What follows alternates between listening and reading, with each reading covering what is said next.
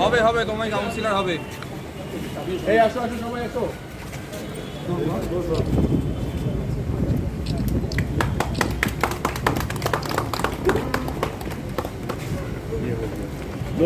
ফুলবেটা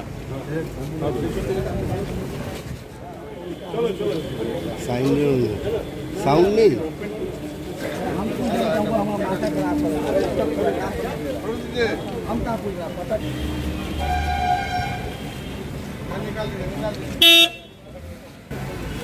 ছবিটা করো।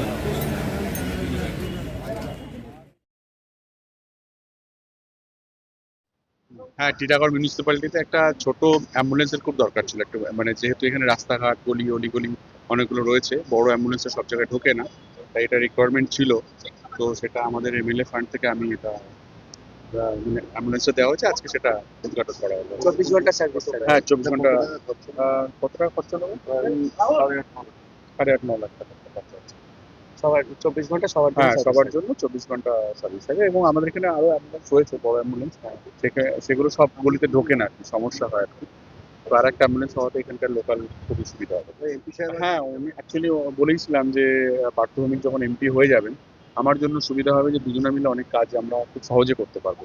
এবং আমাদের মাথায় যা যা রয়েছে, আমার মাথায় যা যা ছিল, এবং উনিও অনেক কিছু মাথায় নিয়ে রেখেছেন, ফলে সব দুজনে মিলে আমরা চেষ্টা করছি যে কি করে আরো ডেভেলপমেন্ট করা যায়। আজকে আপনারা জানেন অলরেডি বারাসাত রোড নিয়ে ড্রেনেজ সিস্টেম, রাস্তাঘাট এসব নিয়ে প্ল্যান হলো আর কি। তার সঙ্গে সঙ্গে আপনার ওই আমাদের রাসমণি ঘাট, হ্যাঁ, এবং তার সঙ্গে আমি আরো কিছু ঘাট ইনকর্পোরেট করলাম, লক্ষ্মীঘাট আর গ্লাসকল ঘাটটাকে যদি ডেভেলপ করা যায়, রেনোভেট করা যায়, তো সেটা নিয়েও আমাদের কথা চলছে। আমি অলরেডি চিঠি আগে দিয়েছিলাম, তো সেটাকে যাতে প্রসেস করা যায়। আচ্ছা, রিভিউ মিটিং হলো।